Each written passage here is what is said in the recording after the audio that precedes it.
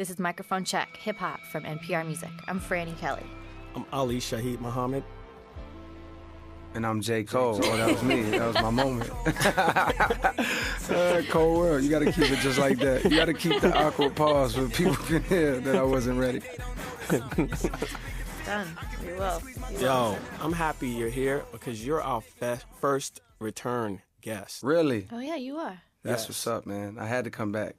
I had to come back, man. I never forgot the first one. The first interview was legendary. I appreciate that. That was really insightful. And it was slept on, too, man. I was slept on. Agreed. Yeah, it was slept on. So, I want to come back and have this one unslept on.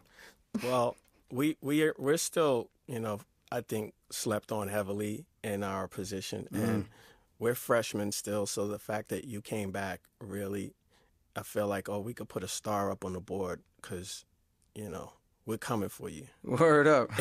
Well, it makes me feel proud to even, to be that because I did appreciate the quality of that last one. And I feel like, I'm slept on myself, brother. So we all just trying to get, we all trying to get there. And if I can help, I'm honored to do that. Well, you're back, fresh new album, Forest Hill Drive. Yeah. Yeah. 2014 Forest Hills Drive in stores right now. Just came out December 9th. And yeah, I'm feeling amazing, man. Blessed. Why did you decide to do it at the end of the year versus just going into 2015? Oh, the date, and the address lined up. It corresponds perfectly. So that title is the address of a house that I lived in, the last house that I lived in Fayetteville, North Carolina, from age maybe 11 to 18. So 7 good years of my life. Like, those are potent years. And we moved. I would have to give y'all a very long backstory that I like to give, but we don't have the time. But basically, I didn't grow up with my pops. My parents got divorced before I was like of conscious age. But when the divorce was final, we had to move from this military base to like this real rough neighborhood, this trailer park, and not like Eminem 8 Mile, Kid Rock style. Like, this is just the hood on wheels. You know what I mean? This is like, so from that neighborhood, which really woke me up. That neighborhood was like a reality check for me, because I was like maybe 4 or 5, and I remember what the other neighborhood was like, which was like safe. You know what I mean? And then this neighborhood was like, oh, you know what I mean? Like, oh, this okay.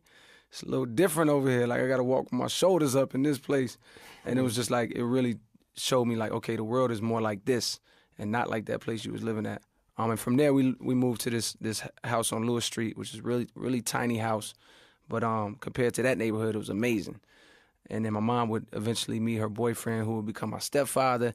And they got married, combined their two $30,000 incomes, and we've just entered another tax bracket, you know what I'm saying? And then we moved to Forest Hills Drive, which was like a life-changing experience for me because I got my own room. We had a front yard. We had a driveway. It was just a real, nice home that felt like we really was barely in there. You know what I mean? Yep. And when I moved away to college, mind you, that's the house that I started rapping in. I got my first beat machine, made my first beats, wrote my first song, first girlfriends, first crushes, made the basketball team, got my first jobs, learned how to drive. All these memories associated with adolescence was in this house. So, it's a special place to me. My mother, it was a place for her where this marriage that she probably absolutely wasn't supposed to be in the first place, she watched that deteriorate, you know what I mean, in that house. So for me, it's like amazing memories. I got my own room. I really became a loner and real introverted and discovered the world and your placement in the world. Right, and just got to develop myself. But for her, it was like, okay, this thing failed. And so by the time I went away to school, to New York to come to college, my first semester at school, I got a call from her saying that she got a letter in the mail, and the letter basically was saying that she was 4 months back on her mortgage payments, which my stepfather was supposed to be taking care of. He was in the Army too. He assigned himself to go to Thailand. The agreement was that he would make the mortgage payments while he was gone. because you get separation pay, extra pay for being overseas away from your family. So the agreement was he make the mortgage payment. She gets a letter in the mail basically saying it hasn't been made in 4 months. That's $3,200. Please, we need that right now. $3,200 is like $1 million. There's no way she's ever coming up with that type of money. And so she just panicked, left the house, and they came and foreclosed the house. You know what I mean? And all this time I was away in school, really powerless. So that always left a sour taste in my mouth, the way that house got snatched from us. You know what I mean? Because college is like, that Christmas is coming up right now. The kids are taking their finals right now. They about to be done. Go home. Right, that's the real comforting feeling, to be able to go home and sleep in that same bed that you've been sleeping in and use the same dishes and the same cupboards and you know where everything is at. And I didn't get that, so that always left a sour taste in my mouth. I know that's a long story, but that's why it had to come out in 2014, because last year, New Year's, every New Year's you think to yourself like, man, it's about to be whatever it's about to be. Like, man, it's about to be the year 2000 or it's about to be 1999. Well, last year I was like, dang, it's about to be 2014. And right when I said that, it all clicked, because that was always my favorite number. You know what I mean? Just for that house. I always loved 2014. And that's when I knew, like, okay, that's the title of the album, and that album got to come out in the year 2014. And this is the year I bought a house back. You know what I mean? You bought the house back? Yeah, I bought the house back this past summer. Wow. My first house I ever owned is that house right there. Well, 2014, if you're into numbers, I don't really know about all that. I'm still learning the world, but that's the number 7. It's a God number. So it's kind of, it's interesting. Wow. I didn't know that at all.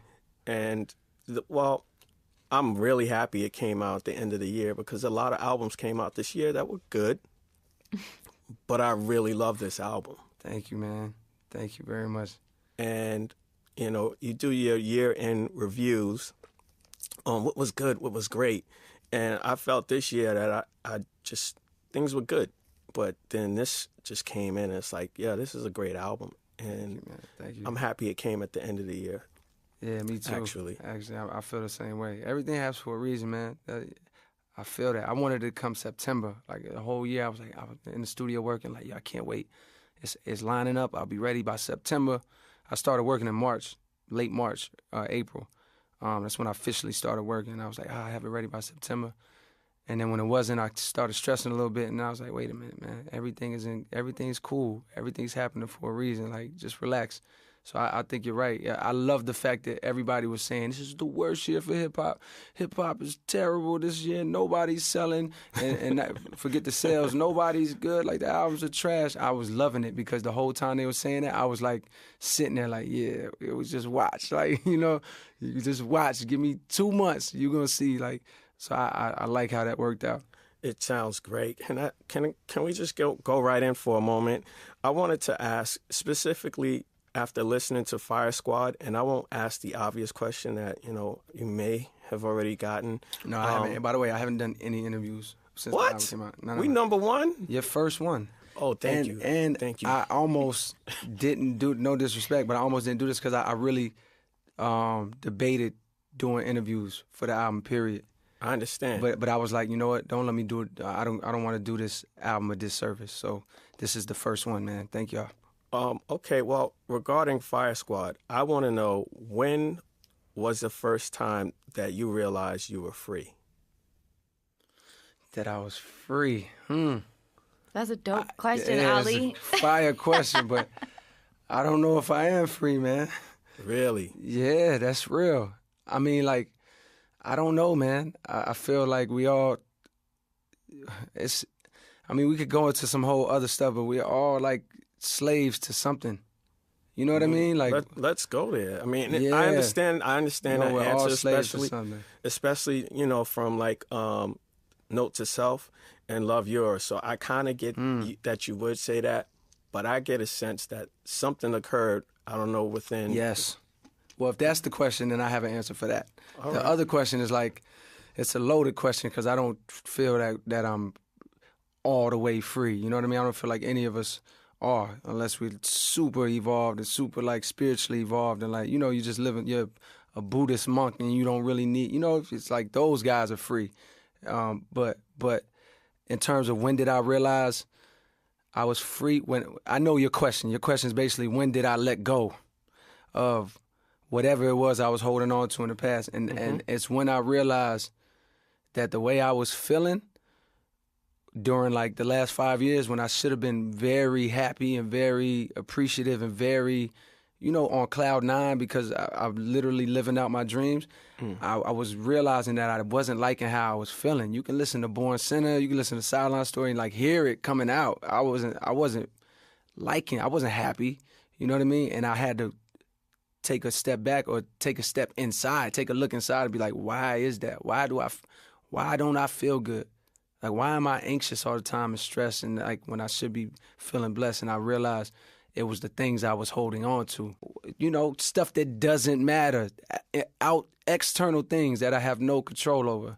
What other people think about me. You know what I mean? Like where I rank in NPR's final end of the year album list or Rolling Stone magazine called Crooked Smile the 30-something best song of the year, but they ain't put Power Trip on there. They crazy. Like, and this song is over it. Like, those things were silly because it's placing your, basically I was basing my happiness.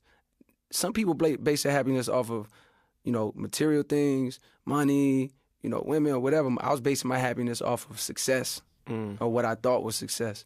And anytime I think you base this is what the album is all about. Anytime you base your happiness on something that is not real, you know what I mean? Like something that's unattainable or never satisfying, you can never have enough money if money is what you seek. You know what I mean? Like you'll never have enough. You'll never have enough success if success is what you seek. You'll always be reaching. And I realized that if you're trying to attain something that's unattainable, you will never be happy. You will always be in a pattern of like temporary happiness and satisfaction, like, oh, I got it. And then right before you know it, you're like, I need another raise. I need another business. I need another million. I need another Grammy. You know what I mean? And I realized that I got to put my happiness, I got to base my happiness on what I have. You know what I mean? Which is like the people I have in my life, the love I have in my life, the just the moments I have, the simplest things. It could be the shoes that I have on that I love. It could be, even though that's a material thing, it's like I'm appreciating how they feel on my feet. It could be the relationship I have with my mother. She's alive. There's a lot of people that don't have their mothers alive. They can still have that relationship. So it's like that was the point. I know I'm rambling, but that was the point where I realized, like, wait a minute, I got to make a change inside. Do you remember that moment and where you were? No, it was gradual. It was gradual. It was absolutely gradual. And then making this album, all my projects are like this. I be writing it out. Like it's almost like I write the song before I have the full realization.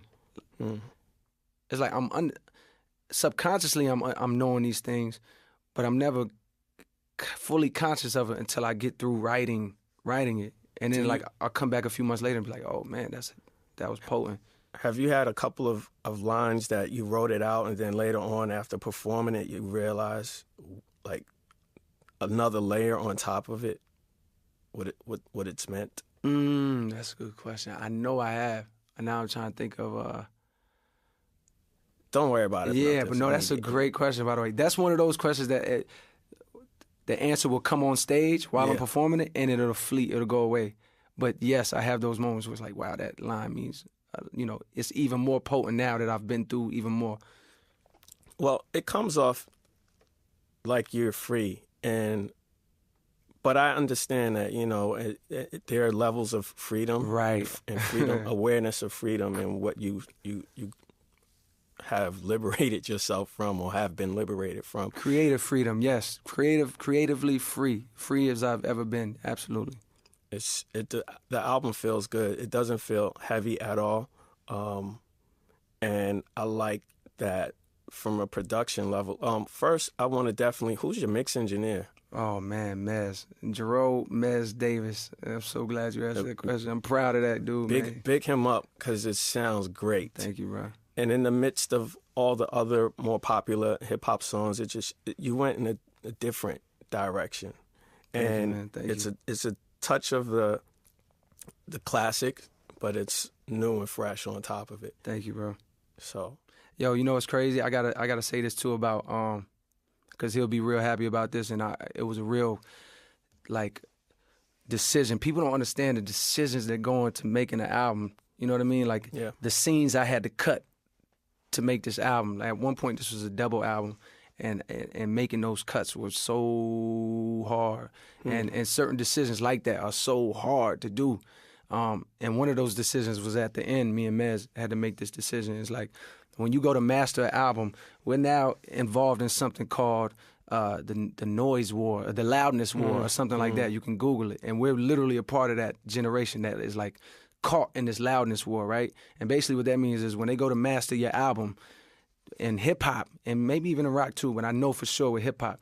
Pop too. And pop, yes. The whole point of mastering now is to see who can go who can get the music the loudest. Every part of it. Every part of the music, the absolute loudest. So when it's on the radio, when it's in the club, it's the loudest thing possible without messing it up. So now what you have is the albums are so loud. It's like, so basically what I had to do was when I went to master, I had to make a decision. We made a decision to not compete in that, to take a step back and to go the opposite way and to have an album that plays lower. And that's like it was a big decision for us, because what you get is you can't hang in the club the same as like a Drake record, or like or any modern day hot record. It could be a Meek Mill record or something, or Rick Ross, but it's like the last foreverness is more, because you're not trying to blow their ears out. You know what I mean? And well, there's clarity though when you come back. Clearer too. And yes. So everything, all the frequencies, I have to say I'm guilty of the times of being conditioned to the way things are mastered today. And even just on my way to the interview, I went to like turn everything up more. I was like, man, I want to hear it louder. Word. But I realized when I did that, I was like, but it's perfect where it is. But it's clear, very clear. The frequencies, everything comes across well, the bass and the kick drum. Like, you got a couple songs with tight kick drums, and I know like the NPR people might not really be that interested in the technical aspects of it. Word. Nah, don't lower your expectations. Let's not downplay these people. Yeah. But it just I felt everything, Thank you, man. So it sounds really good, and I think that sometimes mix engineers, they come in, they part of the team, they don't really get celebrated. And Mez, shout out to Mez, man. Shout out to dynamic range. That's what you do. That's what you get when you. That's what you lose when you participate in the loudness war, and that's what you get back when you don't. It's dynamic range. Yeah, the album sounds great just from that. Thank you. Man. But Ali, yes? Let me ask some questions. Sorry, we rocking right now, man. How much time do we have? Man, we good, man. We good. Let's go. Right. We probably have a half hour. We'll come back and we'll cut it up in it, and I won't be rude. Nah, be rude. Yeah, you gotta let it play. You gotta let them hear all of this, man. They gotta hear it. But I want to ask some questions that, like, I have, but also I'm sure that you've seen feedback on social media and people have been talking to you and everything, but a lot of people came up to me, and I know like security talked to you downstairs and everything, but like people are feeling very, very emotional about the album. And I think it started with Be Free in August. But not even that. It was that you went there. And then also that you only gave that one interview while you were there. And by far the majority of the questions that people have asked me to ask you is like, why don't other people do that? And was it scary for you? Like, what is the risk? I don't know the risk. I'm not aware of the risk. I don't really see a risk. Then why the hell doesn't? Oh, their risk is money. You know what I mean? And like, sponsorships, and ultimately, or the risk is like, my risk is like ultimately I don't want to put myself, or I'm scared to not be capable of handling the weight. You know what I mean? Like, like I believe deeply in the things that I believe in. And like, if you know me, you know I'm passionate about these things. I'm talking about them every day. But at the same time, I'm not a lawyer. I don't know the law. I'm not a historian. I'm not equipped on my history. I know a little bit, probably more than somebody, but I'm not like, I don't feel like the best candidate to be the voice of the generation. You know what I mean? Like in a sense, like even if people look at it like, oh man, I'm like, so maybe that's what they risk is like they don't feel equipped. Maybe I don't know. Other than that, it's money and sponsorships and like you don't want to rub people the wrong way. I'm assuming, but I also can't speak for other people. I don't know. I don't know what it is. Why don't other people do it? I wish I knew the answer because I don't want to be the only. It ain't cool being the only one. You know what I mean? That's not. When it comes to issues like this, that's not something that is cool to be there. It's cool to be the only guy with the new car. That's cool. It's not cool to be the only guy that's trying to say something or trying to be down for a movement. You know what I mean? That's not cool. One of our producers was like, I know people he's from Ferguson, actually. Wow. And he said that he knows people who are buying the album, like, unheard, just on general principle. Just because you went. That's crazy. Well, I would say that they're gonna love it when they get it because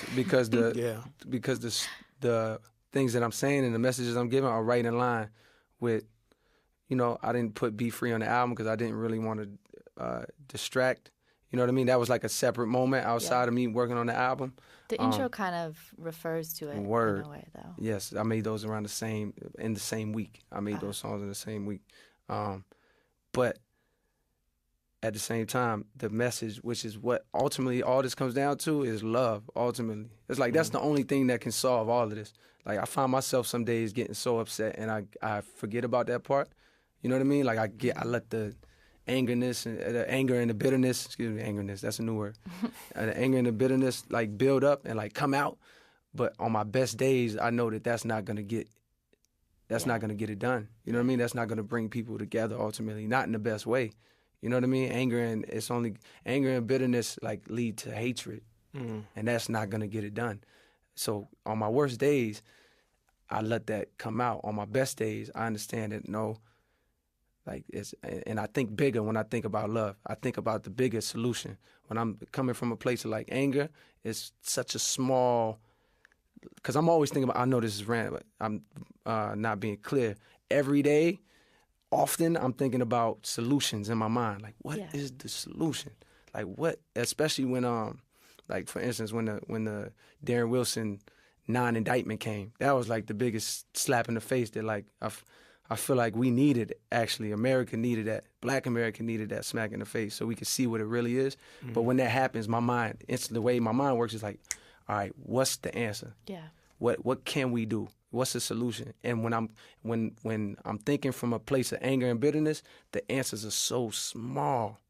They're so small. They don't come to me right. But when I'm thinking from a place of like, you know, when I know that love is ultimately like the answers are big. You know what I mean? It's like big ideas. Like, oh, okay, yeah, that could work. Okay, we could do it. Like, you know, it's like, so I don't know really what the question was, but I'm rambling at this point. No, but I think you're speaking directly to this record because it comes across. I think the one thing about what I get from your art is that you completely are uninhibited in your expression and whatever it is that you may be going through or maybe you're thinking. I don't know what your process is, but like, for example, you have a song like Wet Dreams and it's just like really clear and like kind of from a less than maybe what someone would say clean sort of perspective about that experience. It's just like raw. This is I imagined and remember that time in my life. And so you didn't kind of like clean it up, but then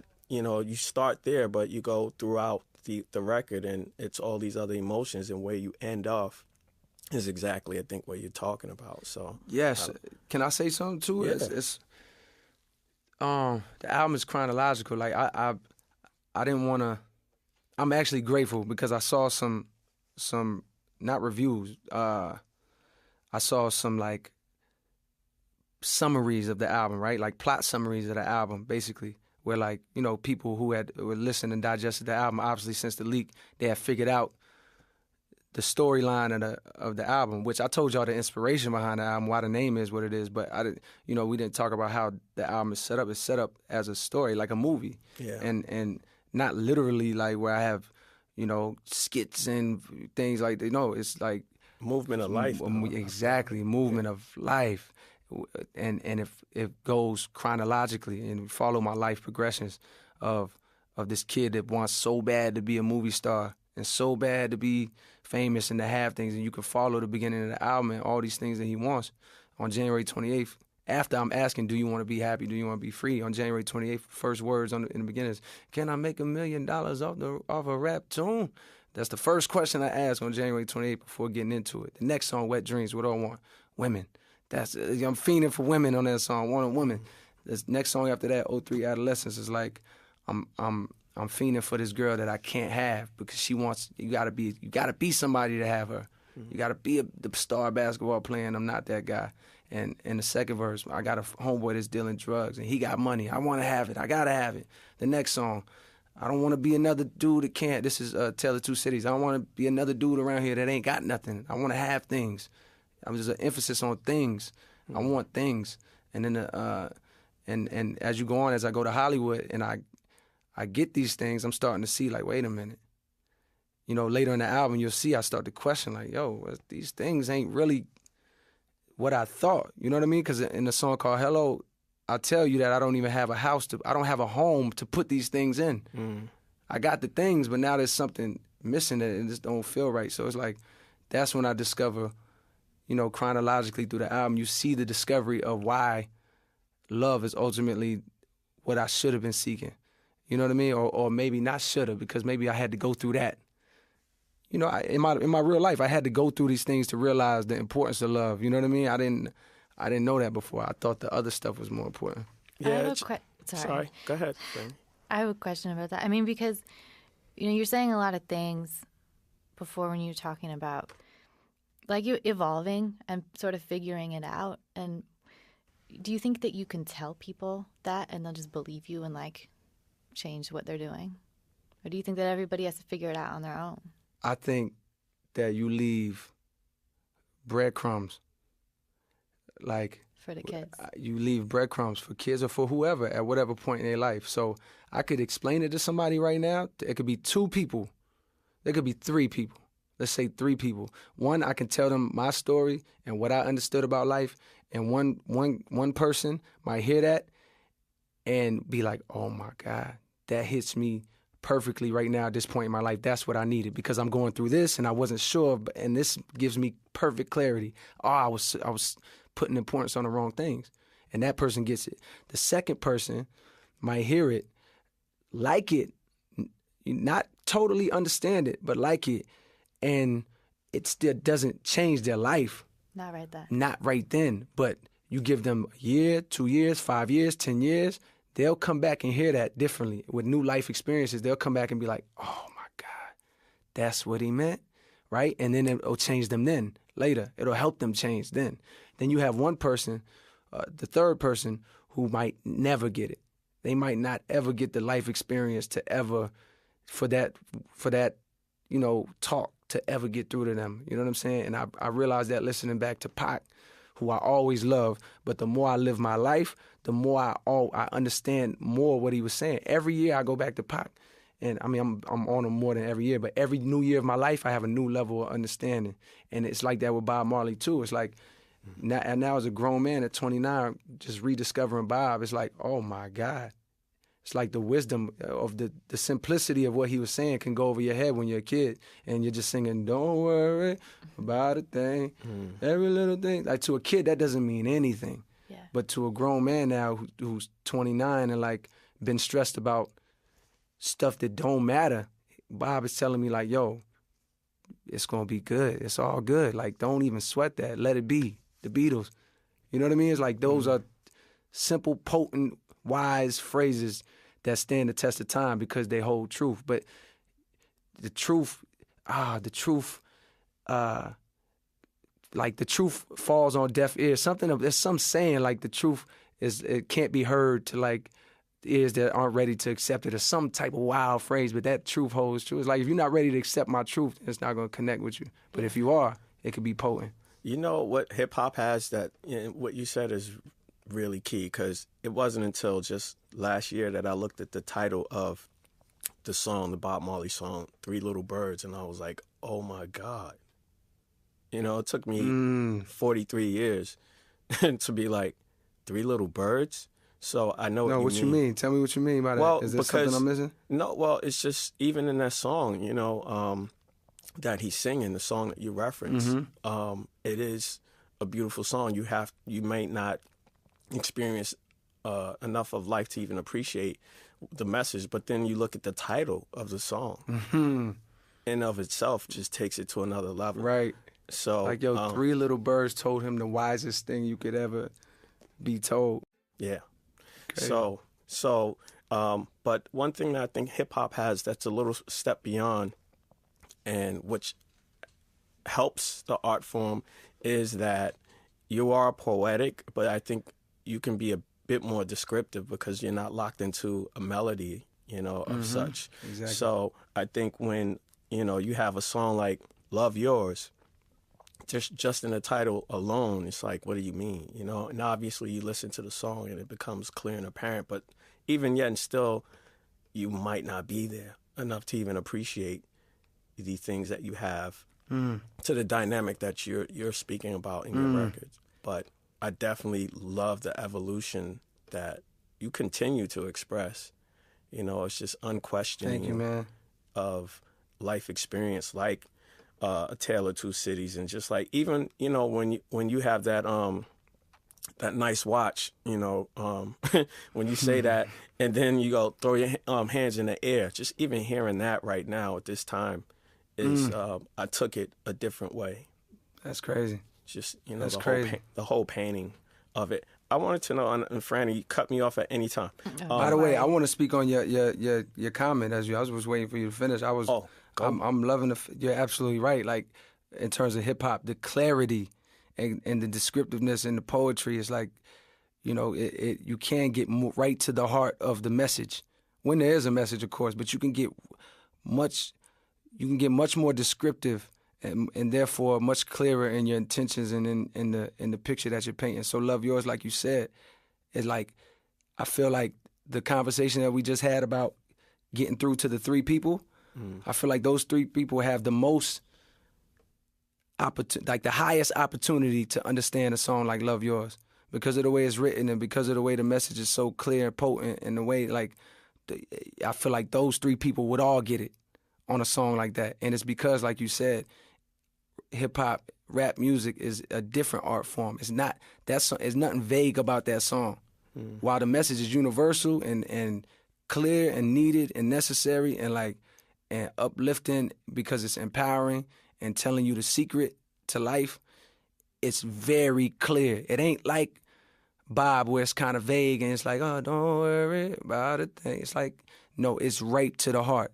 This will get you this, and this will get you, you know what I mean? It's like, it's very, it gets right to the core of what I've experienced or whatever. So that's a very interesting point I think you're making that separates hip-hop from other genres and other art forms. And that's why I feel like it's so important. And that's why it hurts me for it to be, I don't want to be one of those guys like, oh man, hip-hop is in the worst state. But it just hurts, to not be inspired constantly by hip-hop artists, because we are the ones that got the real power in the pen. We could say so much. The closest comparison is probably Kendrick's in the directness and the simplicity, and also even the combination of melody and rapping. Right. I mean, people know that you guys are partners in some ways, and do you have conversations about that message or conversations? Actually, yeah. Actually, we do. We like it's like this. We're artists and we have our own careers or whatever the case is. But when we do get to link and converse, like for instance, probably the last ill conversation we had was on a flight back from Australia, probably to L.A.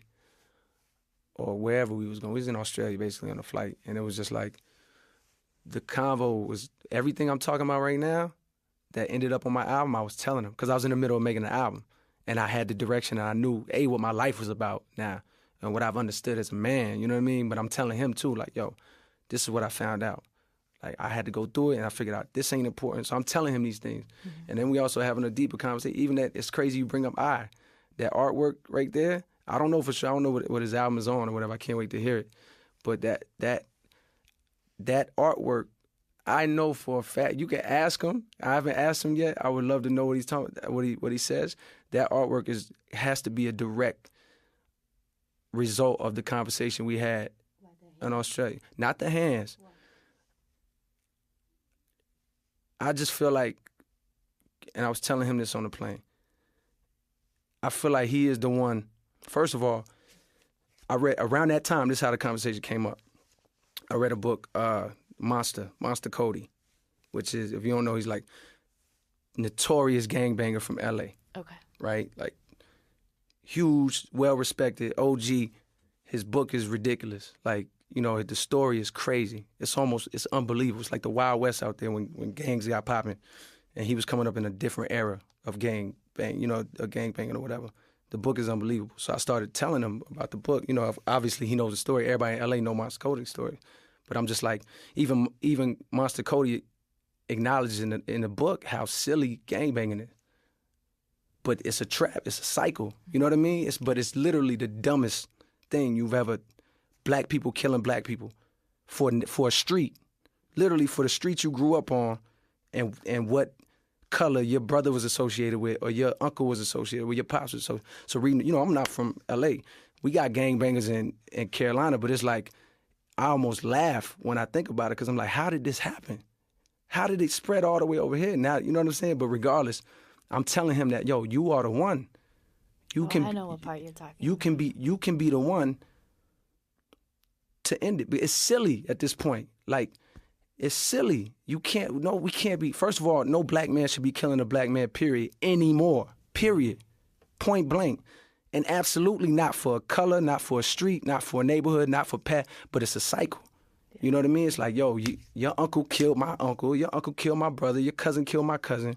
And so it's a cycle that's hard to get out of. But I was telling him, if there's anybody that can do it, it's him. You know what I mean? Because he's from Compton. He's from there. He has the power.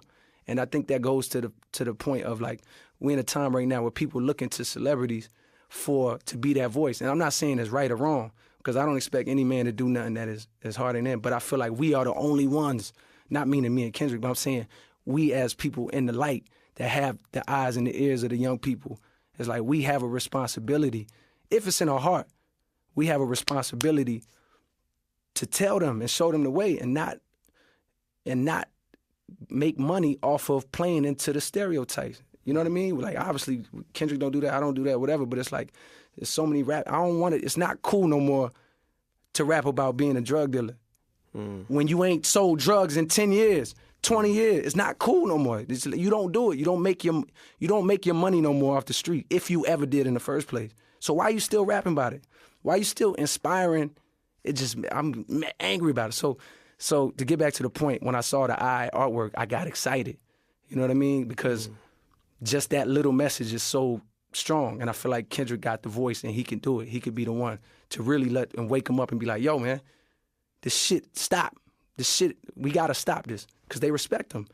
People respect artists and poets. You know what I mean? And he has the credibility because he's from there. He ain't banging, but they know you represent us. You are us. So he can speak to them.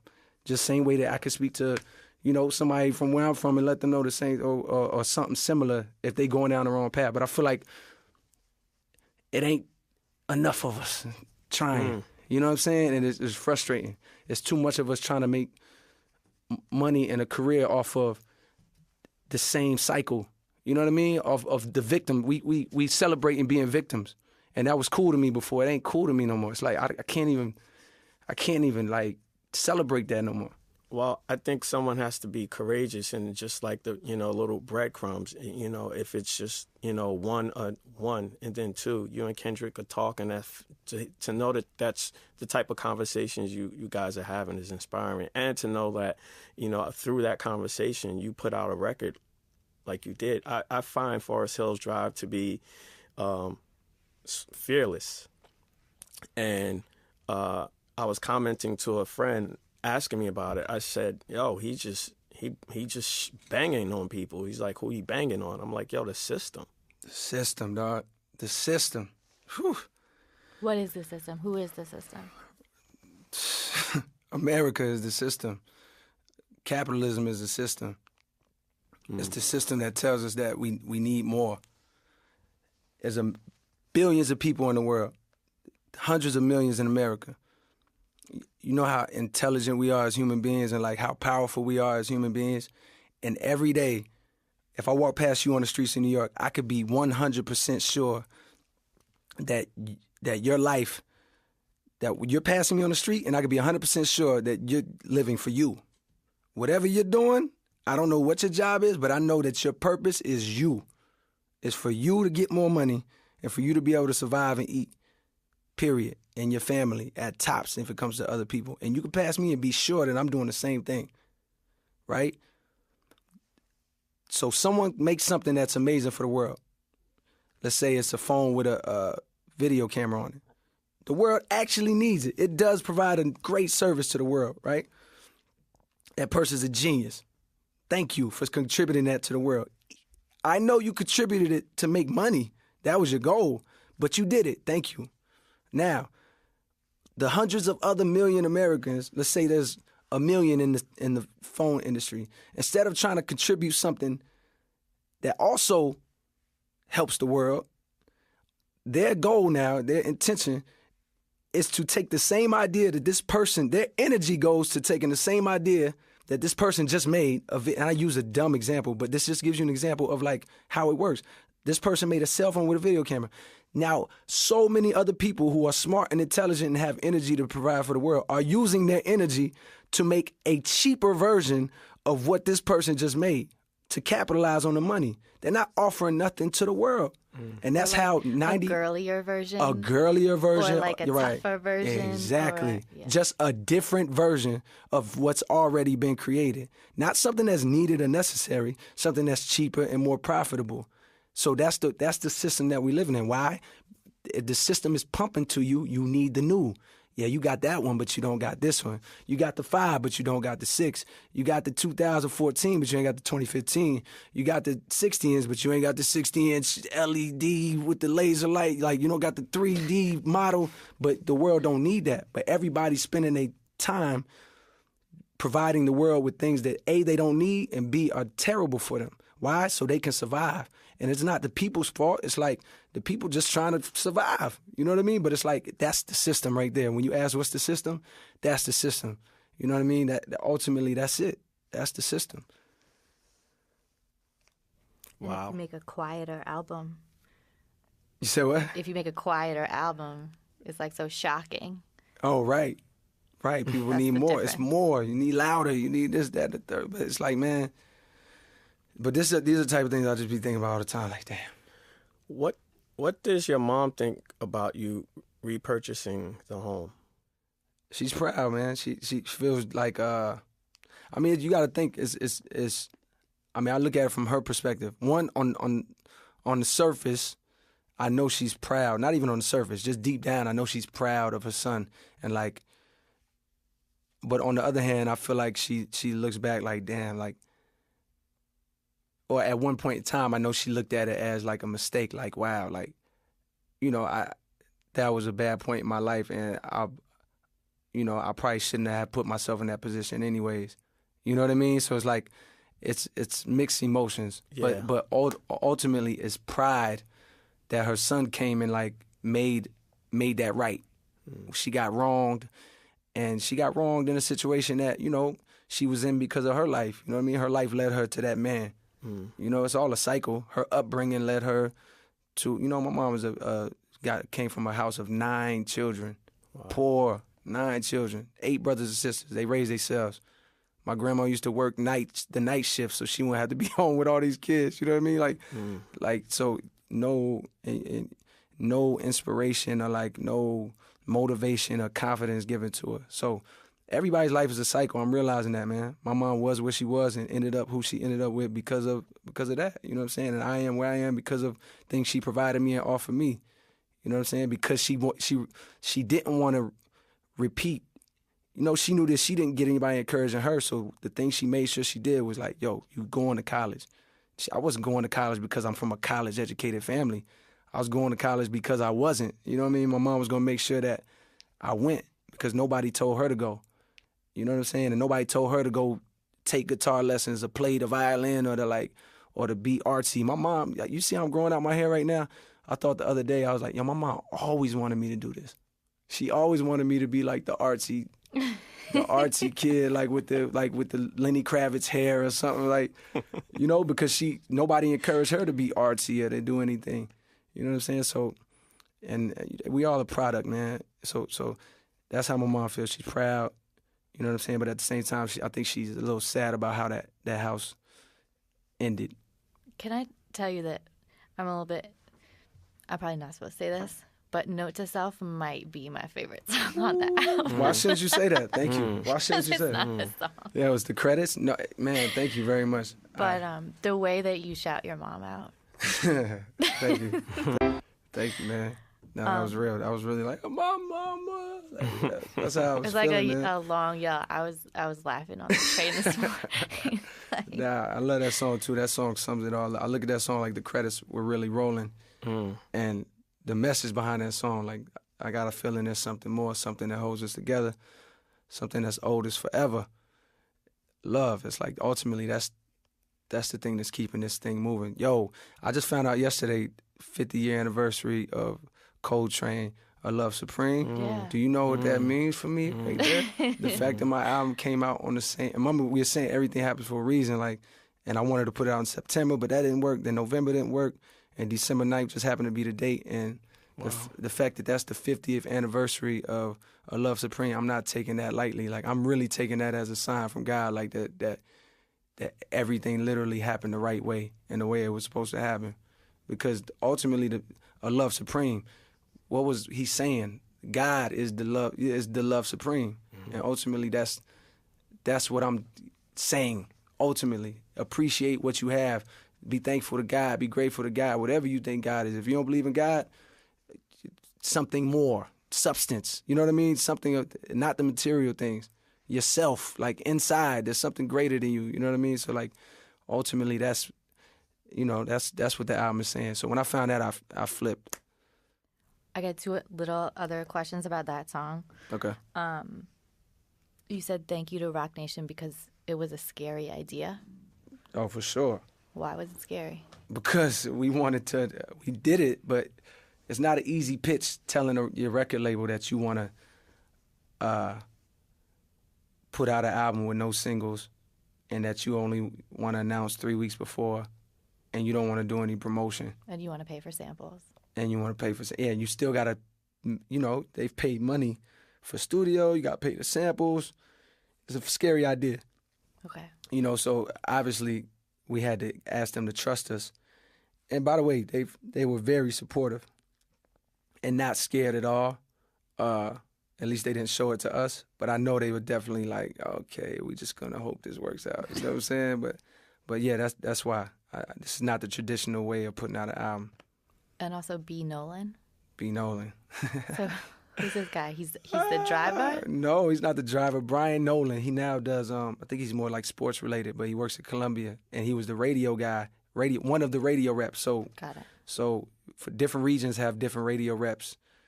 Rhythmic radio, urban radio for the South, urban radio for the Midwest. Yeah. B. Nolan was our rhythmic guy for, I don't know, a bunch of places. And so, when we drop Who Dat and all these other singles, you fly to the market, you go to the radio station, you meet the program directors, and you always have a radio rep from the label that knows all these people as the middleman to like introduce you and like tell you. But with us, we were so interested in the business, not even the business, the music game. Like, how does this work? Like, how's our song getting played, or why is it not getting played as much? Or what can we do to get it played more? And he was the guy that we would always be asking questions. And he would always explain, like, okay, this program director right here, the station's a little slow to jump on it, but you got to understand, they're going off of research. He explained to us how radio works. And I could tell you all about the radio game up and down, because of him and people like him from the label that were, like, giving us a lot of game about that. But you don't think this album's going to be on the radio? No, it'll be on the radio. Oh, okay. It'll be on. There's definitely songs that the radio can play, but I'm not wasn't basing my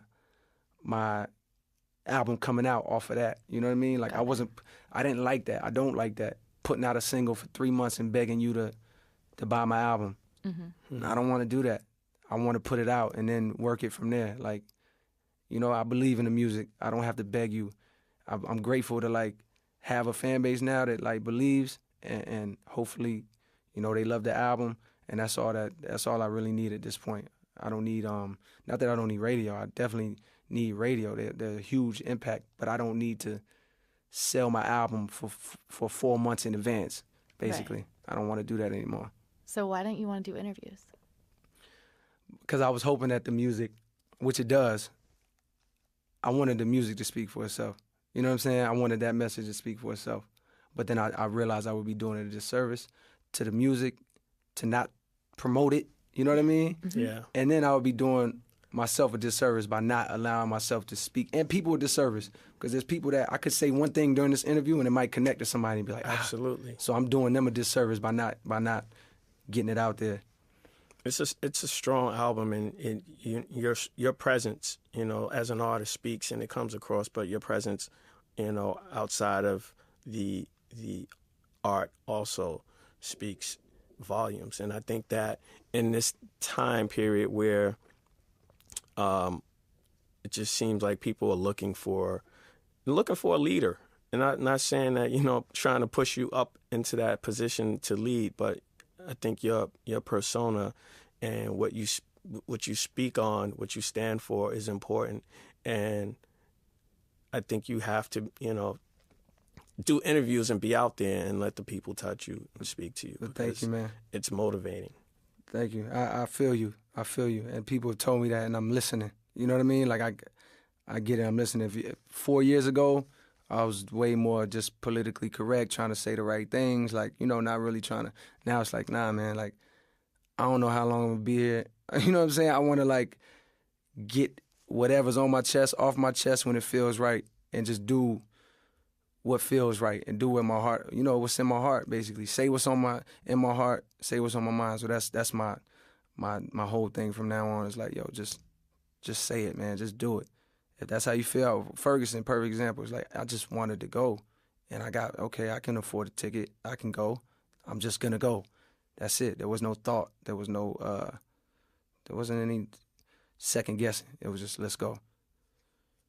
So, the only other question I have, I don't know how many more you have, Frannie. Not many, and we're going to get pulled wrapping pretty up. soon. Yeah. Cool. Saint-Tropez. Yes. What musically were you listening to get you in the headspace for that song? I don't know, man. I don't know. I wanted to know that for like the whole album, actually. Right. Well, thank you. I couldn't tell you specifically because I did the beat. I did that beat way before. I did that beat early in the year, like maybe February. I didn't know what to do with the beat. I sent it to Kendrick, like, here, man, take this for your album, right? No, matter of fact, I sat on it for a while. That particular song, I sat on it for a while, made the album in L.A., came back to New York to, like, just finish up the album and tweak the album. And then while I was in New York, I sent Kendrick the beat, like, yo, I got something for your album here. He hit me back like, yo, he was loving it, like, yo, it's perfect, classic, thank you. You know, and then, like, a week later, I'm on the plane or in my hotel room, and I got, like, a shuffle on my Logic. I got a Logic folder, basically, a Logic playlist that plays all my beats. So I was just going through it randomly, and that beat came up.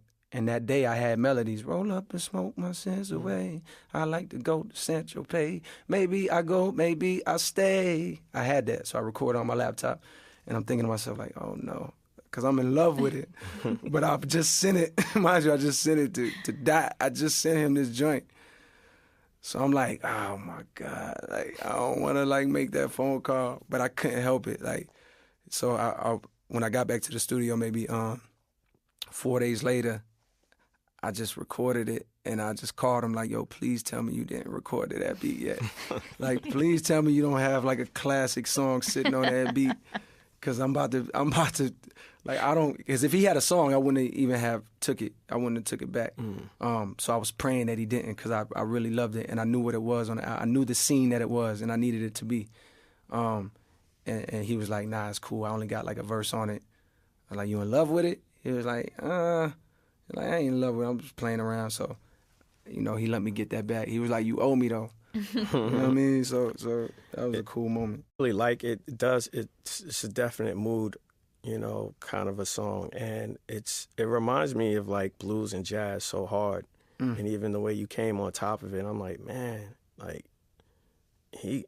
you in a zone, and it's a great place. So I was just wondering if it was something that you were listening to, but I just loved that you feel uninhibited to just go there like that. Yeah, thank you, man. I can't really pinpoint it to any specific thing that I was listening to. It's really just a product of being free, like we talked about, and being open and like allowing. That's the best creativity, is allowing, because it always wants to come out. You know what I mean? It's just if you allow it to come out. I heard, I don't remember if it was Quincy Jones or Stevie Wonder. I think Stevie Wonder that said, you got to leave space for God in the room when you record it. For real. That's real. That's real. That's what allowing is to me. It's literally letting God do the work. My best songs that I've ever written, or at least the best time I've ever had writing them, came from just allowing. It felt like I was not writing. Felt like I was not at the wheel. I was just like the scribe, you know what I mean? Like I was like the Prophet Muhammad or something. I was like the instrument, like not comparing myself to him, obviously. I'm not trying to say that. I'm just saying like the way that God can speak through people. And it's like, art is like that. I feel like when you're in your best zone, you're connected to a higher power. You're connected to God, and you're not trying. There's no effort. You're just allowing. You know what I mean? And that, I feel like that's ultimately the greatest, obviously the greatest source of inspiration. That's the closest you're going to get to God. You know what I mean? Is those moments. You know what I mean? When you're truly tapped in. That's how I feel. I'm gonna leave you with this. It's a book called Love is the Wine. I think you might like that book. Love is the wine? Love is the down. wine. The wine? Wine. That's W-I-N-E. That's crazy. Writing it down right now. Text myself. That's how I send myself notes. I think it's a great album. This is my number one for 2014. Thank you, man. That means a lot, bro. And I don't want to like. I feel weird talking about my own stuff. You know what I mean? But it's true. I can't help it. I feel like this. You said love is the wine. I feel like this album gets better, like a fine wine. Like with time, the more I listen, the more I fall in love with it, and the better it gets. Like I can't really say that about many of the projects I've done. Definitely none of the albums I've done. And on another level, from the mixtapes, this thing grabs me even more the more I listen. You know what I'm saying? So I feel like a year from now it'll sound even better, and 5 years from now it'll sound even better, and 10 years from now. That's how I feel. Me too. Agreed. So thank you. And it's like, it's not the sad songs that like make me cry. It's the love yourself songs. That's how you know it's working. Thank you. Apparently, by the way, I don't want anybody to sleep on apparently. I just had to throw that out there. When you get the album, whoever's listening, enjoy. Thank you. Thank you so much. Word. Thank you.